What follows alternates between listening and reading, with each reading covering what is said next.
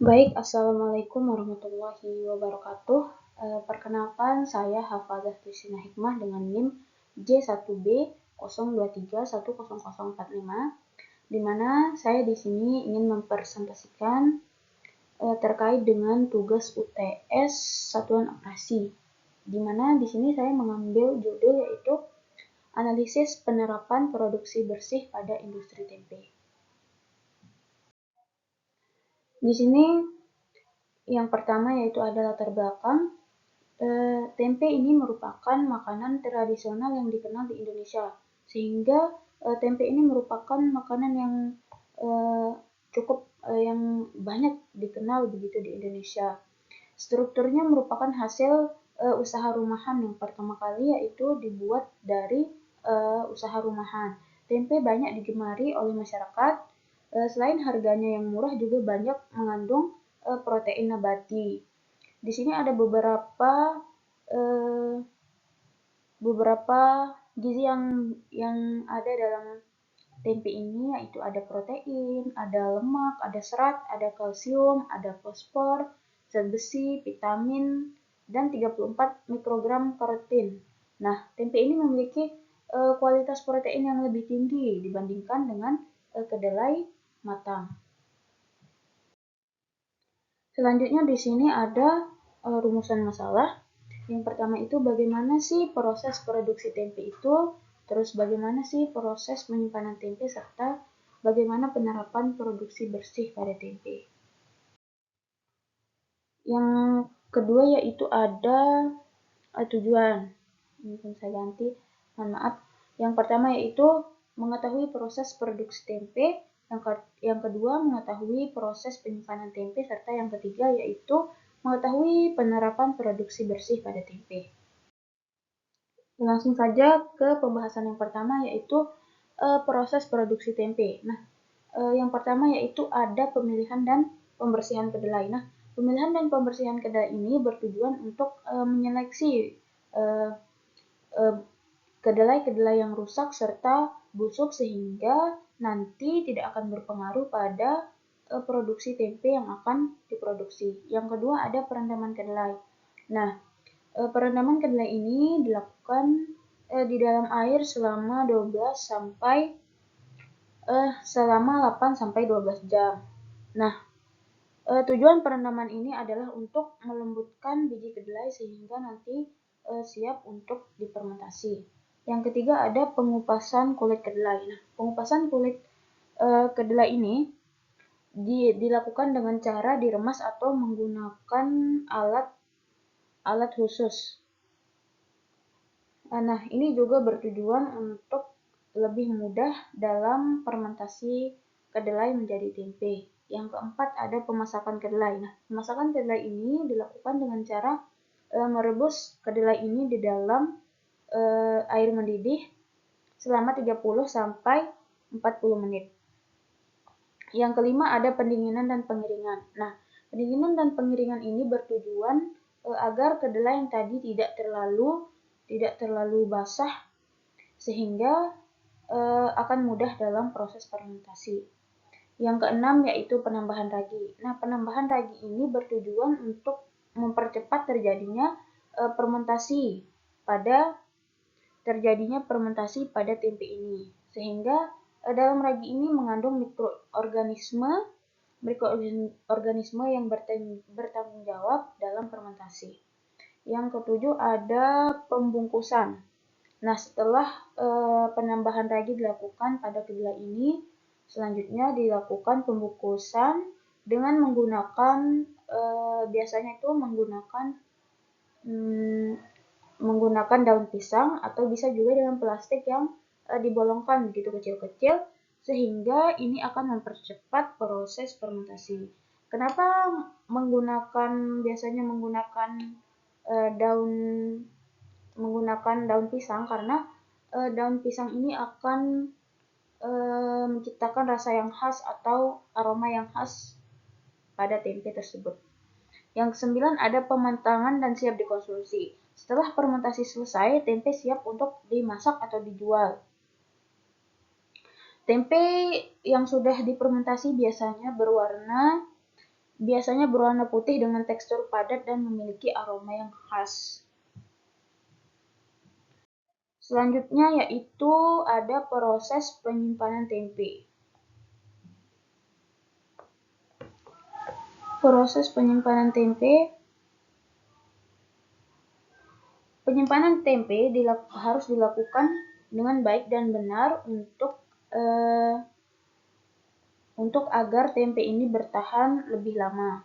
Yang pertama yaitu ada penyimpanan di suhu ruang. Penyimpanan di suhu ruang ini bisa dilakukan 1-2 hari, namun sebaiknya segera dikonsumsi agar tidak terjadinya jamur pada tempe tersebut. Yang kedua ada penyimpanan di kulkas atau suhu rendah. Tempe yang disimpan di kulkas dapat bertahan lebih lama, sekitar 5-7 hari. Suhu dingin menghambat proses fermentasi. Proses fermentasi tanpa menghentikan sepenuhnya. Nah, di sini yang dimaksud adalah ini menghambat proses fermentasi namun tidak sepenuhnya, sehingga tempe yang disimpan dalam kulkas ini bisa bertahan lebih lama dibandingkan dengan penyimpanan lainnya. Namun ada pun cara untuk menyimpan di suhu kulkas ini harus jangan terlalu suhu yang tinggi, harus di suhu yang cukup dan membungkusnya dengan plastik atau daun pisang untuk menjaga kelembapannya dan mencegah kontaminasi dari makanan lain yang ada di kulkas. Yang ketiga ada penyimpanan di freezer. Nah, untuk penyimpanan lebih lama, tempe bisa dibekukan di dalam freezer. Saat ingin digunakan, tempe perlu dicairkan lagi, sehingga ketika ingin menyimpannya di dalam freezer, maka setelah dikeluarkan dari freezer, tempe ini harus dicairkan untuk bisa diproses. Yang keempat yaitu ada penyimpanan dalam bentuk matang. Nah, tempe juga bisa disimpan setelah dimasak, misalnya digoreng atau dikukus. Nah, biasanya kan tempe itu digoreng kering misalnya. Nah, itu bisa bertahan sampai 1 minggu. Pastikan disimpan dalam wadah yang kedap udara serta tertutup untuk mencegah terkontaminasi. Yang kelima ada fermentasi berlanjut. Nah, fermentasi berlanjut ini jika tempe terus difermentasi, tidak dihentikan atau disimpan di tempat yang terlalu hangat, tempe akan menjadi lebih asam atau mungkin mengeluarkan aroma yang kurang sedap begitu. Dengan cara penyimpanan yang tepat, tempe bisa tetap segar dan enak untuk dikonsumsi dalam jangka waktu yang lebih lama. Selanjutnya ada penerapan produksi bersih pada tempe.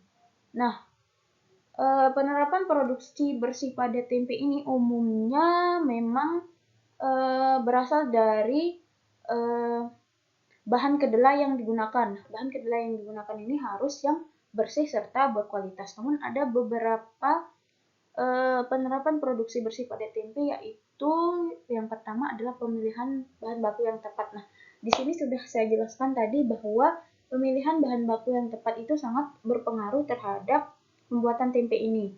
Jika yang kita gunakan adalah kedelai yang tidak bagus atau ada yang busuk, ada yang rusak, sehingga itu perlu adanya pemilihan bahan baku, sehingga jika bahan baku yang digunakan berkualitas, maka nanti tempe yang dihasilkan juga berkualitas. Yang kedua, penghematan air. Efisiensi penggunaan air, proses pembersihan dan perendaman kedelai biasanya kan menggunakan banyak air.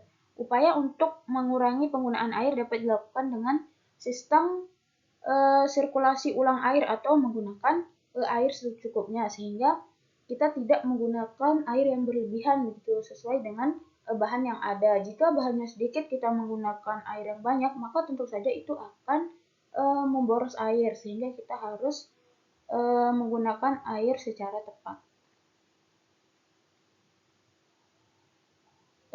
Bisa juga dilakukan dengan penampungan air hujan gitu, untuk nantinya digunakan untuk membersihkan membersihkan bahan baku utamanya yaitu kedelai, perendamannya atau pencuciannya begitu. Yang ketiga ada pengurangan limbah padat. Nah, penggunaan kulit kedelai yang dihasilkan setelah pengupasan bisa dimanfaatkan sebagai pakan ternak, sehingga ini tentu saja akan mengurangi limbah kedelai yang ada karena akan dimanfaatkan kembali sebagai pakan ternak. Selanjutnya ada penggunaan ragi yang efisien. Nah, pemakaian ragi yang tepat, yang berkualitas dalam jumlah yang sesuai akan mempercepat proses fermentasi dan meminimalkan risiko kontaminasi atau kegagalan produksi. Nah, pengembangan ragi lokal menggunakan inokulum lokal yang lebih adaptif terhadap lingkungan setempat dapat mengurangi ketergantungan pada ragi impor atau meningkatkan efisiensi fermentasi. Yang keenam ada pengelolaan limbah cair. Nah, pengelolaan air limbah ini yaitu air sisa pencucian atau perendaman kedelai bisa mengandung zat organik yang dapat mencemari lingkungan. Jika dibuang begitu saja, tentu saja itu akan sangat berbahaya bagi lingkungan. Pengolahan air limbah seperti penggunaan kolam sedimentasi atau filtrasi itu bisa dilakukan untuk mengurangi banyaknya limbah cair dari pencucian atau perendaman kedelai tersebut. Juga bisa dimanfaatkan untuk membuat kompos, mengurangi pencemaran dan menghasilkan produk yang berguna bagi pertanian. Yang ketujuh ada pengemasan ramah lingkungan. Nah, menggunakan seperti yang saya jelaskan pertama di proses produksi tempe itu ada penggunaan pembungkusan yaitu menggunakan daun pisang. Nah, di sini daun pisang ini merupakan pengemasan yang ramah lingkungan karena akan mengurangi limbah plastik sehingga tidak akan mengotori atau mencemari lingkungan sekitar. Yang kedelapan ada edukasi dan pelatihan bagi produsen. Produsen tempe perlu diberikan edukasi dan pelatihan mengenai pentingnya produksi bersih, efisiensi energi, serta pengelolaan limbah. Pengawasan dan peningkatan kualitas produksi yang baik akan meningkatkan efisiensi serta kualitas produk tempe. Ini juga dapat mengurangi biaya produksi, menjaga kualitas produk, dan menciptakan peluang pasar bagi tempe sebagai produk yang ramah lingkungan.